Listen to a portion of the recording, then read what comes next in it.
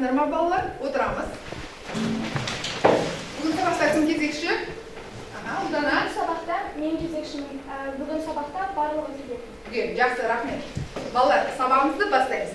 Үйге қандай тапсырма берілді? Айжан? Моңғол империясының құрылуы. Моңғол империясының құрылуы. Жақсы. Үйге берілген тапсырманы жылдамдық тапсырмасы арқылы сендерден сұрағым келіп отыр. Қазір берілген сұрақ сөздерге байланысты Моңғол империясының құрылуына байланысты жылдам жауаптарды береміз, иә? 1206 жылы жадыра. 1206 жылы Шыңғысхан ақ киізге отырғызылып хан сайланады. Хан сайланады. Жақсы, келесі Анон өзені. Анон өзені бойында 1155 жылы Шыңғысхан дүниеге келген. Шыңғысхан дүниеге келген. Жақсы, келсеңіз балалар? Келесі Есугей Бахадүр. Кім? Алтынай? Шыңғысханның әкесі Есугей батыр. Ол Моңғолия елінен батырлығы мен ерлігімен көзге түскен. Көзге түскен, иә? Қият көбіргін руынан шыққан. Жақсы, жасақ дегеніміз не? Өмірғали? Ол моңғолдардың заңдар жинағы. Заңдар жинағы. Толығырақ айтатыныңыз бар ма? Олжас? Заңдар жинағында бірінші бөлімінде Шыңғысханның нақыл сөздері, екінші бөлімінде жазалау шаралары қолданылған, иә? Жақсы. Түркі тілдес тайпалар туралы. Алмат? Түркі тілдес тайпаларды Шыңғысхан 1203-1204 жылы бастарын біріктірген. Оларға керейттер, наймандар, меркілер жатады. Меркілер және жалайырлар да алған екен, иә? Жақсы. Келесі әкімшілік аймақ. Нұрасыл? Моңғолияның үш әкімшілік аймаққа бөлінді. Оң қанат, сол қанат және орталық қанат. Орталық қанат. Сол қанаты қалай аталды? Сол қанаты жоңғар деп аталды.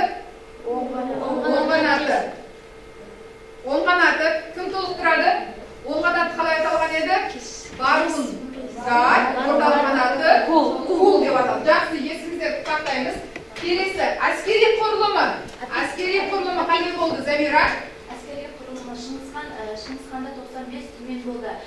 Олар 95 түменде 10 мың әскерден тұрды. Және де ол 95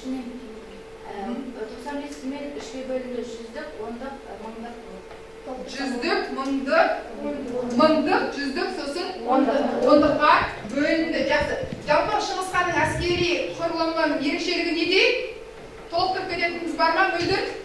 Монғолия мемлекетінің әскерінің ерекшелігі олардың темір тәртіп және де оларда қамал бұзғыш және отлақтырғыш қарулары болған екен. Жақсы, келесі кешіккен дегеніміз не? Кешіккен деген тайпасын құрды. Бұл елдің наразылығын басу үшін және де басқа өзін қорғау үшін. Жақсы, Шыңғысханның жеке өзін қорғайтын несі болды? Әскери жасағы болды. Жақсы, Шыңғысхан Моңғол империясының құрылуы туралы негізгі деректерді біледі екенбіз. Енді барлығымыз тақтаға назар аударайық. Тақтада көрсетілген суреттерге қарап отырып, бүгінгі сабағымызды болжап көрейікші. Бүгінгі сабағымыз қандай тақырыпта болуы мүмкін? Жадыра. Бұл жерде мен болжайтын болсам, Шыңғысханның осы Орта Азия мемлекеттерін және Европа халықтарын жаулап алудың жерлері көрсетілген. Және олардың сол ғасырдағы отырардың бейнесі және қазіргі кездегі отырардың бейнесі бейнеленген деп ойлаймыз, иә? Жақсы, бұл жерде отырар қаласы туралы екенін біліп отырмыз, иә? Отырар қаласы қандай қала? Бұл суреттердің бір-бірімен айырмашылығы неде? Және ұқсастығы неде? Инабат? Отырар қаласы орта ғасырлық қала. Мынау қалалардың бір-бірімен ұқсастығы және айырмашылығы қандай? Бірінші суреттегі ол отырардың дамып жатқан кезі. Екінші сурет ол отырарға шабуыл жасаған кезде түсінемін. Ал үшінші суреті қазіргі кезі деп түсінемін. Қазіргі кезі деп түсінесің, иә? Жақсы. Енді отырардың осындай қала суреттеріне қарап отырып, осындай күйге енуіне не себеп болуы мүмкін? Не себеп болуы мүмкін, Айдана? Отырардың бұндай күйге енуіне табиғаттың тылсым күштері және де шапқыншылықтар болуы мүмкін. Сонда бүгінгі сабағымыз не тақырып қандай екен? Олжас? Моңғол Шыңғысхан отырарда не үшін Алтай жаулай алмады? Жаулай алмады. Бұл жерде отырар қаласы болғаннан кейін сондай ой келіп тұр, иә? Жақсы, бүгінгі тақырып моңғол шапқыншылығы екен, балалар, дұрыс айтады Олжас. Соның ішінде Шыңғысхан отырар қаласын неліктен Алтай бойы ала алмады? Яғни, осы отырар қаласын неліктен Алтай бойы алмауы мүмкін? Болжап көрейікші, Замира? Бірінші себебі отырардың халықтары өте күшті. Күшті деп ойлаймыз, иә? Бүгінгі сабағымыздың мақсаты да осы отырар халқының ерлігін біз сипаттауымыз керек. Және де 13-15 ғасырлардағы Шыңғысханның шапқыншылығының әсерінен картада қандай саяси өзгерістердің болғандығын не қылады екенбіз? Анықтайды екенбіз. Олай болса, жаңа тақырыпты меңгеру үшін мен сендерге тапсырма беремін. Бірінші тапсырма мәтінмен жұмыс балалар. Қазір параграфтар ашамыз. Моңғол шапқыншылығы қарсаңында Қазақстан деген тақырып 111-ші бетте ашамыз. Мәтінмен жұмыс жасаймыз. Моңғолдардың Қазақстан жерін жаулап алуы, қай аймақтарды моңғолдар жаулап алды? Картамен жұмыс жасай отырып, әрқайсыларын контур картаға мәтінді пайдалана отырып, саяси процестерді түсіресіңдер. Түсінікті ма? Картаны сосын сөйлетеміз. Бұл картаға қарап отырып, моңғол шапқыншылығының бағыттарын анықтайсыңдар. Мәтінмен жұмыс жасаймыз. Берілетін минут 7 минут. 7 минуттың ішінде мәтінді оқып шығасыңдар. 5 минутты мәтінді оқуға жеткілікті, 2 минутты картаға түсіресіңдер. Түсінікті ма? Сосын ойларыңды қорытып, картаны сөйлетеміз. Мәтінді оқимыз.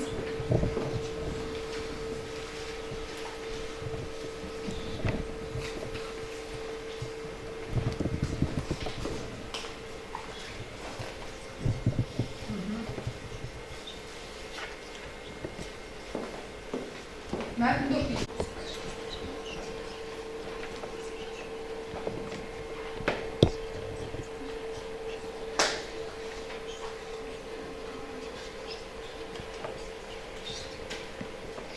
Мәтінді оқисыңдар, картаға түсіресіңдер, иә? Картаны пайдаланамыз. Сыр бойында қалалар. Қалалардың аттарын, қай өзеннің бойында орналасқан өзен аңғарларын картаға түсіреміз.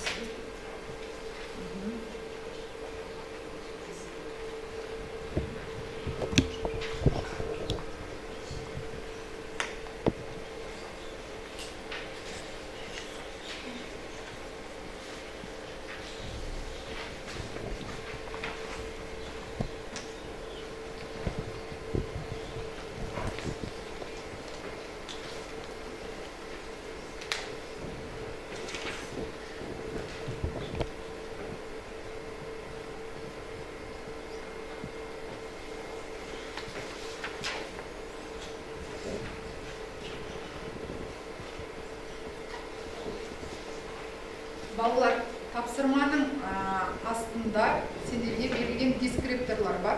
Сол дескриптор бойынша картаны сөйлетеміз.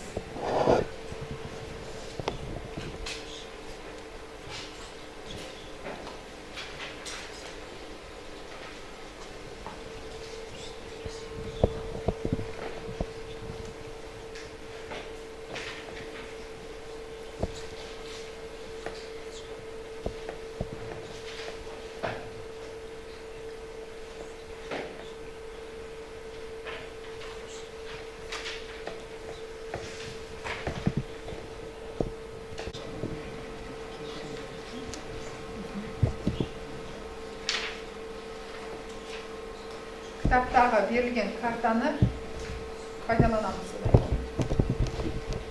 Картаны.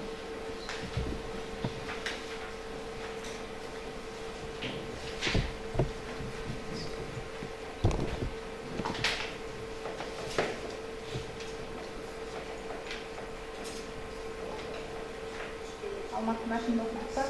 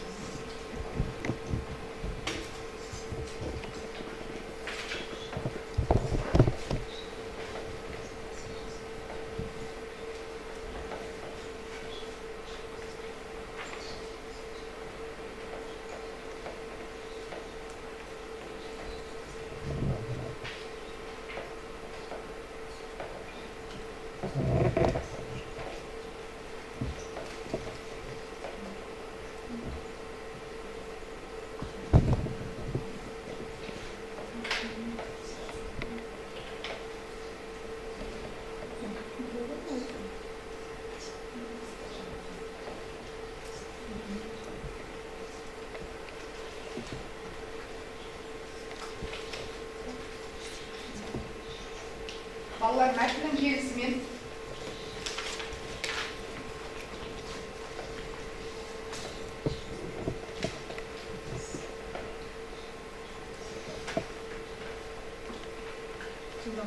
балалар жылдам картаға түсіреміз. Енді мәтінді оқып болсақ.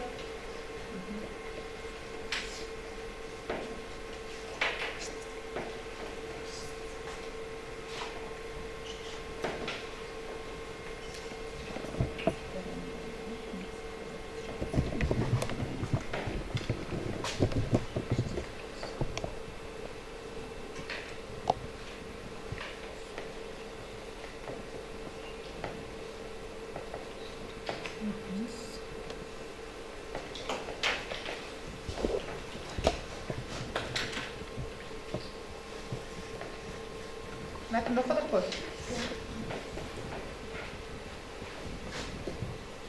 Жылдамдап түсіреміз. 2 минут уақыттарым қалды. Жылдамдап түсірейік.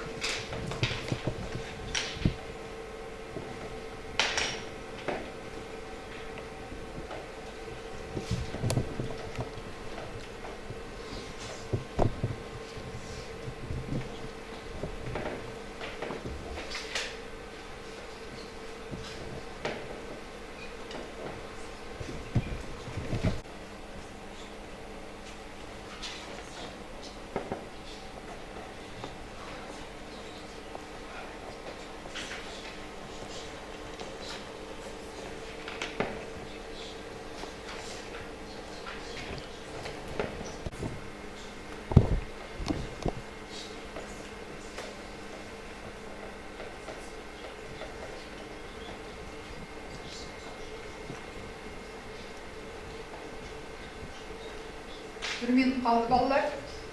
Жұмысымызды аяқтайық.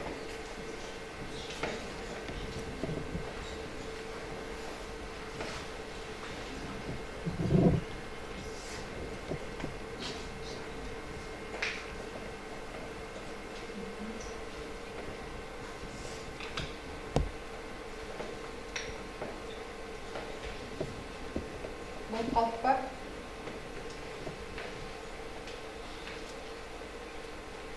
Мәтіннен таныстық бар.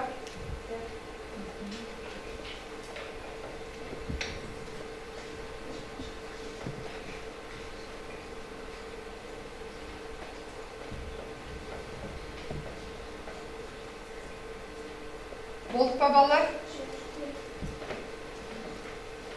Болсақ барлығымыз қаламсабымызды орнымызға қояйық. Қояйық. Жақсы. Моңғол шапқыншылығының негізгі себептері қандай? Бірінші осы сұраққа жауап беріп алайықшы. Моңғол шапқыншылығының негізгі себептері қандай? Айыржан? Моңғол шапқыншылығының негізгі себептері Шыңғысхан Орта Азия мен Шығыс Еуропа елдерін жаулап алуды көздейді. Тағы да қандай? Тағы да Аружан? Соғыс кезінде жайылымдарды басып алу, байлыққа қол жеткізу болды. Соғыс кезінде жайылымдық жерлерді басып алу және байлыққа қол жеткізу. Тағы да Ұлдана? Отырар қаласы оңтүстік аймақта орналасқан Ұлы Жібек жолының бір бөлігі болып есептелді, иә? Жақсы. Тағы да Мөлдір? және де ол моңғол мемлекетін біріктіру құралы ретінде пайдаланды.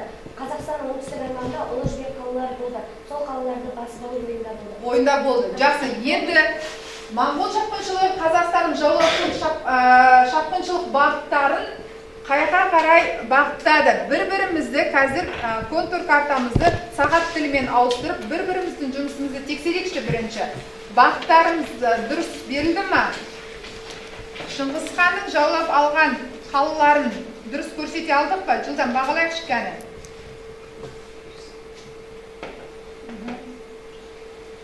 Бір-біріміздің жұмысымызды жылдан бағалайық. Бағалады па? Енді картаны сөйлетейікші. Кім маған картаны? Кім? Айдана келе ғой. Шыңғысхан моңғол әскерлері Қазақстандық жаулаушылық жорықтарын қалай бағыттады? Бәріміз картаға назар аудара отырып, бір-біріміздің жұмысымыз дұрыс көрсетілген ба? Осыны қазір тексереміз. Түсінікті ма? 1908 жылы моңғолдар сауда керуенін Отырар қаласына апарды. Олар Отырар қаласынан кейін Шыңғыс хан өзі Бұхараға кетті, ал үлкен ұлы Жошыны Сырдарияның төменгі бойындағы Жен Сығанақ Ашнас қалаларын басып алуға жіберді. Өзінің орта жолдары Шағатай мен Үгедейді Отырар қаласын басып алуға жіберді. Тағы да қосып аласыңыз бар ма? Мөлдір қосып алғыш. Айдана отыра ғой. Моңғолдар Қазақстан аумағына жақын келді. Олар Қазақстан аумағына 150 мың әскерден тұратын әскермен бірге келді. Олар Отырар қаласына жақындаған кезде өз күштерін бөлді. Өзінің ұлдары Шағатай мен Үгедейді Отырар қаласын жаулап алуға жіберсе, өзінің жошы ұлын Сырдарияның бойындағы Сығанақ, Жен, Ашнас қалаларын басып алуға жіберді. Жақсы, жалпы Шыңғыс хан өзінің мақсатына жетті ме? Жадыра? Ол өзінің көздеген мақсаттарына жетіп, өзінің жерін кеңейтті де үлкен байлыққа кенелді. Үлкен байлыққа кенелді, Жақсы, Аружан тағы да не қосып аламыз? Осы Сығанақ жерді осы қалаларына келіп Отырар қаласын басып алды, және де Баласағұн қаласына да жорықта жасап, ол жерді 3 ай бойы Баласағұн қаласындағы сатқынның нәтижесінде ол жерді де басып алды. Баласағұн қаласына шабуыл не қылды ма? Баласағұн мен Ашнас қаласы өздері соғыспай берілді. Оларды қайырымды қалалар деп атады. Ашнас қаласы қарсылық көрсеткен жоқ па? Көрсетті. Қанша күн бойы қарсылық көрсетті? Ашнас қаласы 15 күн бойы қарсылық көрсетті, Жақсы, балалар, мен сендерді қазір әрбір топқа қала атауларын бердім, Әрбір топ осы моңғол шапқыншылығына байланысты қандай қалалардың сол шапқыншылыққа әсері болды? Отырар қаласы моңғол шапқыншылығына 6 ай бойы төтеп берді. Ашнас қаласы, Шоқан? Ашнас қаласы Шыңғыс ханның әскеріне 15 күн бойы төтеп берді. Нұрбол? Баласағұн қаласына, Баласағұн қаласы Шыңғыс ханға өз еркімен беріліп, саясатты бірге шешейік деп, олар сол кезде қайырымды қала атанды. Қайырымды қала атанды, немесе жуас қала атанды, балалар. Назимай?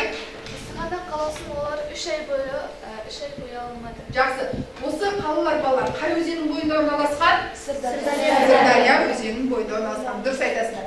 Яғни балалар, Шыңғыс ханның негізгі мақсаты Орта Азияны және Шығыс Еуропаға баратын оңтүстік аймақтардағы қалаларды басып алу арқылы неғылды жол ашқысы келді. Осы аймақтардағы қалаларды бірте-бірте жаулап алып, ұлы империяның территориясына ары қарай негізі келді. Енді қазір келесі тапсырма, мәтінді оқып шықтыңдар, Енді бір-бірлерімізді, жұмыстарымызды бағалап жіберейікші. Картадағы бағыттарды дұрыс көрсеттім ма? Жанымыздегі бір-бірімізді бағалайықшы. Жылдам бас бармақ әдісімен бағалап жіберейік. Бәрі дұрыс белгілеген ба? Аружан, Назимайдың жұмысын қалай бағалап отырсын? Назимайдың жұмысы жақсы, себебі ол бірнеше Баласағұн және Сығанақ елдерінің қай жылдары және қанша мезгіл бойынша жаулап ала алмағанын толықтыра алмаған. Сондықтан жақсы баға қойып отырмыз, Тағы да Айдана, Алтайдың жұмысын ертең жақсы деп бағалап отырсын? Себебі ол барлық дұрыс көрсеткен, тек қана қай жылдары кім жаулағанын жазбаған. Жақсы. Сол жерлерін толықтырса, Алтайдың жұмысы қандай болар еді? Өте жақсы болар еді. Жақсы, келесі. Сурет арқылы тарихи оқиғаны сипаттап. Сендер қазір мәтінді оқып шықтыңдар. Мәтіннің желісі бойынша суреттерді пайдаланып, қазынаның ішінде суреттері бар. Мынау ақ қағаздың бетіне оқиғаның желісі бойынша өздерің оқиғаны құрастырып шығасыңдар. Түсінікті ма?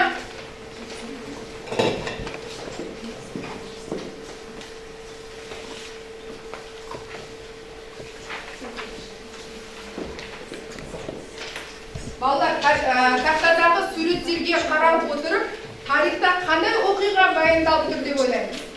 Қандай оқиға баяндалып тұр? Отырар опаты, иә? Жаңа сендер мәтінмен таныс болдыңдар. Осы отырар опаты қандай оқиға екен тарихтағы? Соны қазір біз баяндап шығамыз.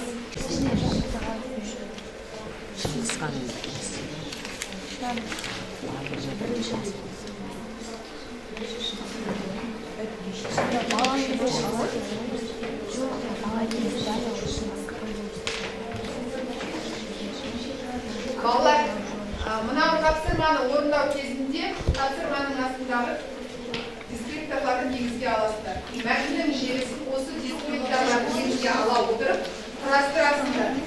Түсінікті ме? Және баяндайсыңдар оқиғаны. Оқиғаны баяндауда осы дискрипторларды негізге аламыз. Жылдам сүрей бар ғой, иә?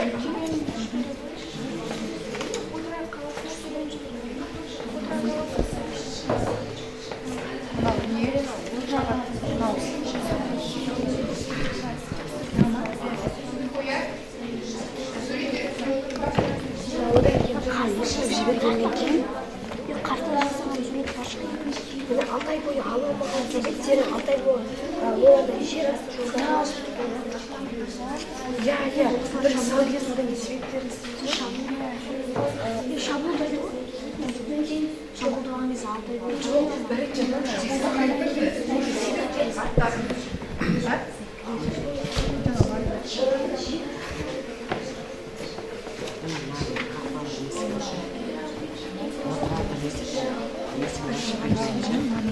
саудагерлер бірінші белгілемеді ғой.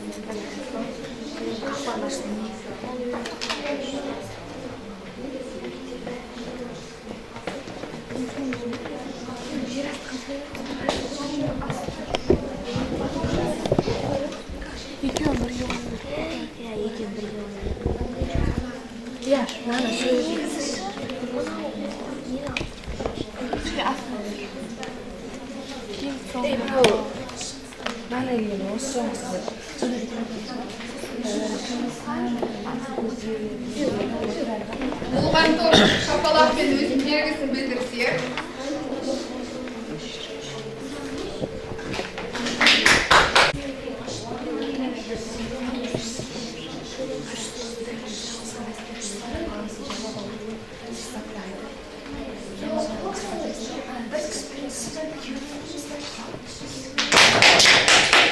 Баласағын баласы өзінің жұмыстарын бітірді.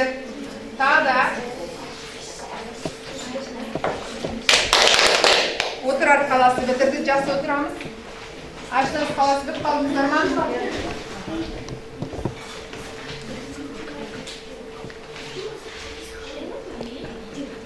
Жақсы. Ең бірінші бітірген Сығанақ қаласының тобы өзіміздің тарихи оқиғамызды баяндап берсек. Тарихи оқиғаны баяндайтын мына топтан бастайық. Отырар қаласы өзінің тарихи оқиғасын бізге баяндап берсін, иә? Ұлдана мен Аязжан баяндаймын дейді. Келіңдер. Қалғандарымыз тыңдап отырамыз.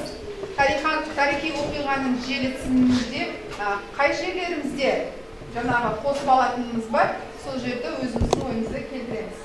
1218 жылы өзінің керуендерін Отырар қаласына жібереді.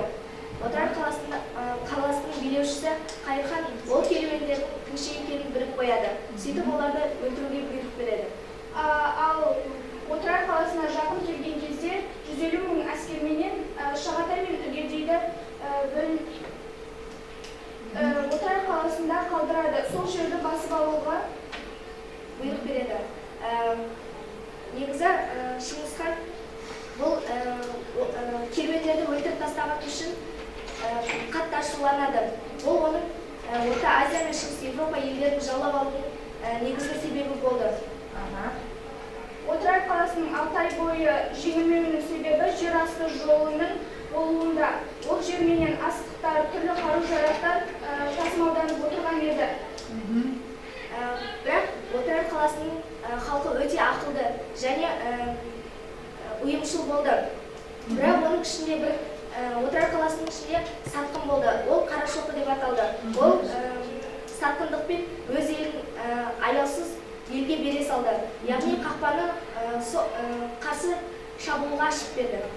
Қарашоқыны Шағатай мен Үгедей Шыңғыс ханның алдына апарып өлтірген болатын.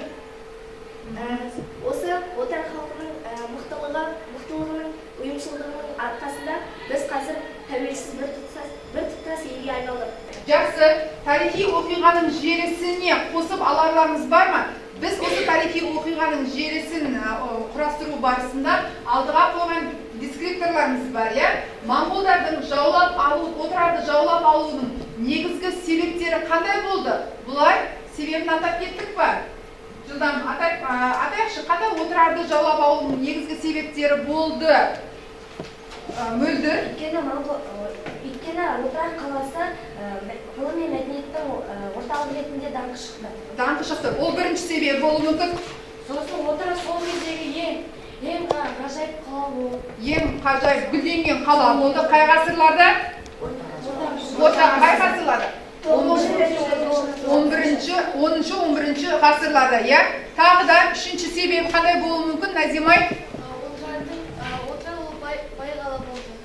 Отырар бай қалалардың бірі болды. Яғни Ұлы Жібек жолы бойындағы сауда орталықтары ретінде танып тұрды. Енді Шыңғыс хан әскерлерінің Отырар қаласын жаулап алуын сипаттады. Енді осы монғолдардың Отырар қаласын жаулап алуының қандай салдары болды? Үш салдарын басқа топ қосып алатынымыз бар ма? Өмірғали? Шығысқаны Отырарды Қазақстан аумағын жаулап алғандықтан, біздің Қазақстан 100-200 жылға артта қалды. Артта қалды, иә, жақсы дамуын тежетті. Инабат? Және де ол Отырар қаласында білім мен ғылым мен мешіт медреселер жол жойылып кетті. Қирап қалды. Тағы да Нұрасыл? Көптеген құжаттар мен кітаптар және де отырықшылық мәдениеті тоқтап қалды. Тоқтап қалды. Жақсы. Тарихи оқиғаны толықтыратын оқушылық бар ма? Қалғаныңыз келсеңіз ба? Қалған топ? Келсеңіз ба? Бір-бірімізді, жақсы, рахмет, толықтыратын жапондық бағалау әдісімен бір-бірімізді бағалап жіберейікші. Осы топтың тарихи оқиғасының желісі дұрыс болды деген оқушылар. Келсемін, толықтырамын, менің сұрағым бар деген сөз. Назимай, сұрағым бар ма? Тағы да бағалап жіберейікші. Бәріміз деймі? Инабат, толықтыратын жерім бар дейді. Мен соңғы суретті бұлар дұрыс айтпады деп ойлаймын. Себебі бұл суретте кішкентай баланың бейнесі тұрды. Неліктен дұрыс емес деп ойлайсың? Өзің аяқташы тарихи оқиғаны. Себебі бұл суретте бұл бала Отырар қаласынан қашып жіберген бала болып табылды. Және де бірақ оған Шыңғыс хан ешқандай баланы қашырып жібергенін қаламады. Тағы да толықтыратынымыз бар ма? Мөлдір? Мен бұл кішкентай баланы Шыңғыс хан деп ойлаймын. Ол 1155 жылы дүниеге келген. Ол әкесінен жастайынан жетім қалып көп қиыншылықтарды көрген. Жақсы. Балалар, дұрыс айтасыңдар. Барлықтарың өздерінің тарихи оқиғаларында дұрыс суреттеп беріңдер, иә? Яғни Шыңғыс хан бұл жердегі баланы соңғы орынға қоюы бүгінгі жас ұрпақ қанша осы оқиға болса да бүгінгі күнге дейін не істеп отырмыз біз? Осы оқиғаны есімізде сақтап отырмыз, иә? Жақсы, енді осы кезде қала халқының ерлігі туралы ойымызды білдіріп кетейікші. Ерлігі жайында, Шохан? Бұл Қайырханның жақсы басқаруының арқасында олар 6 ай бойы ала алмады. Екінші қақпаның жаңағы Қарашоқы деген сатқын есікті ашып бермегенде отырарды ала алмайтын еді. Отырарды ала алмайды. Осы жерде сатқынның іс-әрекеті қандай болды? Іс-әрекетіне баға берейікші, Олжас. Өзінің елін сатқан ол сатқанның ісі өте жаман болды. Сол мүмкін ол сатқын болмағанда ол отырар қазірге дейін тірі болуы мүмкін еді. Отырар осы күнге дейін қала ретінде не бар еді? Қалатын еді, иә? Жақсы, Нұрбол?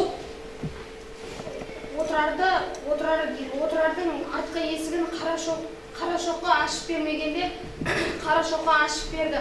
Сол кезде Шыңғысхан Отырар қаласын басып алды. Отырар қаласын басып алғаннан кейін Қарашоқыны Үгедей мен Шағатай Шыңғысханның алдына алып келді. Мен сізге жақсылық жасадым, мені босатыңыз дейді. Сонда Шыңғысхан айтады, мен сені босатпаймын. Сен отырарға сатқындық жасағанда менің еліме де сатқындық жасауы мүмкін деп оның басын кесіп тастайды. Яғни сатқындық жасаған адамның түбі не болмайды? Жақсылыққа апармайды екен, иә? Ал енді осы кезде қала халқының ерлігі туралы өзіміздің ойымызды келтіріп жатырмыз, иә? Сонда қала халқының бойынан қандай қасиеттерді байқауымызға болады, Инабат? Қала халқының бойынан олардың көп жыл бойы еңбектенгені және білімді болғандары және де жауынгерлері адал болғаны. Адал болғаны көріп отырмыз дейді. Тағы да Ұлдана? Ол жердің халқының бір тұтас мемлекет екенін және ауызбіршілікті сақтай алатындығын көруге болады. Көруге болады екен. Тағы да? Мен оларды былай бағалағым келеді. Отырар халқы өте батыл болған және ақылды болған. Олардың қақпалары үлкен әрі биік болған. Биік болған, иә? Яғни халықтың сол кездегі ерлігі, батылдығы, өржүректілігі, намысқойлығы осы 6 ай бойы Шыңғысханның әскеріне төтеп берілгенін көруге болады екенбіз. Жақсы, енді балалар, бүгінгі сабағымызды қорытындылау үшін сендерге 2 минуттық видео көрсетемін. Қайырхан, экран. Бұл арабал. Это игра. Впереди гонят пленных сарбазов. Настоящие воины пойдут через подкоп.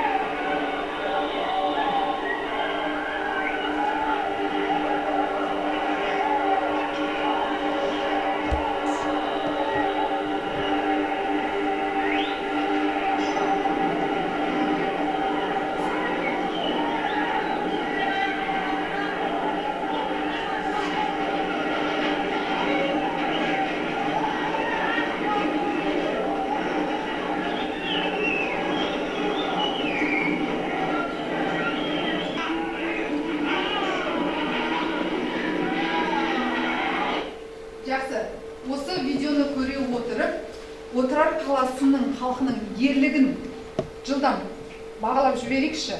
Отырар қаласының халқы қандай ерлікпен осы жерде күрескен екен? Айдана?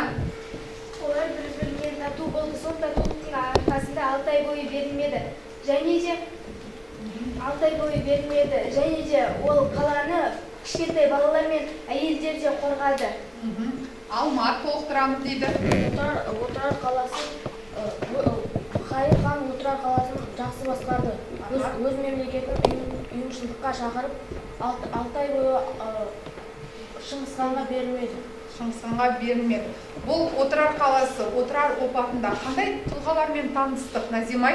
Шыңғыс хан туралы білдім, Шыңғыс ханның ұлдары жайлы білдім, және де отырардың сапқаны туралы білдім.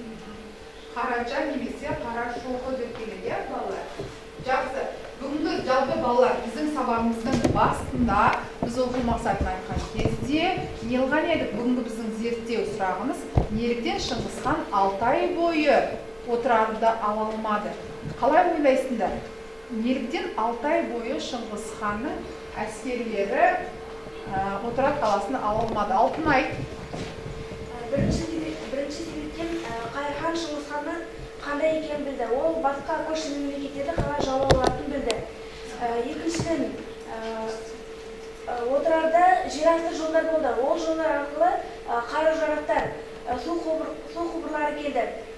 Үшіншіден, отырардың қақпасы биік, мықты болып есептелді. Ол ішке қарай емес, сыртқа қарай ашылған. Тағы да қандай себептер болуы мүмкін? Нұрасыл? Отырар қаласының басшысы Ғайыр хан отырар қаласын мықты ұстады. Олар өзінің әскерлерін көптеген айламен сол моңғолдардың әскерлерін төтеп берді. Және де оның адамдары өте шыдамды болды дейді. Жақсы. Олай болса, балалар, дұрыс айтасыңдар. Осы отырар қаласына, отырар халқына отырар қаласын қандай қала деп бағалайсыңдар? Қандай қала деп ат қояр едіңдер? Қаһарман қала деп ат қояр едіңдер? қаласына көне қала деген ат беретін. Көне қала. Жақсы. Балалар, қазіргі кезде осы отырар қаласы бар ма? Бар отырар қаласы. Тағы да Ұлдана? Отырар қаласы оңтүстік Қазақстаннан 7 километр жерде орналасқан. Қала бар ма қазір отырар деген? Бар ма? Замира? Менің ойымша отырар қаласы қазір жоқ, тек қана оның орны қалған. Дұрыс айтады балалар. Қазір кезде оңтүстік Қазақстан облысында отырар ауданы бар балалар. Сол ауданнан темір жолдан 7 километр жерде отырар қаласының орны сақталған. Қазір кезде ол қала орны музей ретінде неғылып тұр жұмыс істеп. 1969 жылдан бастап Кемел Ақыш деген ғалымды білеміз бе? Ол кісі нені тапқан еді балалар? Сол алтын адамды тапқан Кемел Ақыштың зерттеуімен отырар қаласы зерттеліп 7 қабаттан тұратын мәдениет құрылысы табылған екен. Ондағы жаңағы сендер көрген отырар қаласының қираған үйіндісінен жаңағы шикі кірпіштерден құрылған үйдің құрылысы табылған екен. Жақсы, отырамыз. Енді балалар, жылдан бір-бірімізді бағалап жіберейікші. Бүгінгі сабақта бір-бірімізді қалай бағалаймыз? Қызыл түспен өте жақсы, көк түспен жақсы. Бағалап жіберейікші. Замира, қалай бағалайсың? Мен мөлдірді қызыл түспен өте жақсы деп бағалаймын. Себебі ол бүгінгі сабақта жақсы қатысып отырды. Шоқан? Мен өмірғалиді өте жақсы деген бағамен бағалаймын. Өйткені сіздің қойған сұрақтарыңызға өте жақсы жауап беріп отыр. Ал көк түсті кімге? Көк түспен кімді бағалайсың? Шоқан? Көк түсінді кімге беретін еді? Ешкімді бағалай алмаймын. Өйткені бұл сабаққа барлығы өте жақсы қатысты деп ойлаймыз, иә? Жақсы. Келесі кім? Айдана? Мен көк түспен Нұрболды бағалаймын. Себебі ол жаңағы кескін картаға түсірген кезде сәл қателесіп кетті. Ал қызыл түспен барлығын бағалаймын. Себебі барлығы жақсы атсалысты. Жақсы. Балалар, егер біздің қазақ ақыны Мұхтар Шахановтың балалар отырардың кереуі атты поэмасы бар. Сол поэманы оқып шығып, үйде келесі сабақта біз осы отырар апатын ары қарай жалғастыратын боламыз. Шыңғыс ханның шапқыншылығы. отырардың кернеуі поэмасын оқып шығып, отырар халқының ерлігін сипаттайтын бөлікті негізге ала отырып, 70-100 сөзден тұратын ой толғау жазып келесіздер. Жалпы отырар қаласының халқы қандай ерлік көрсетті, соны өзіміз ойымыздан не қыламыз, ой толғау ретінде жазып келеміз. Тапсырма түстікті ма үйге? Жақсы, сау болыңдар.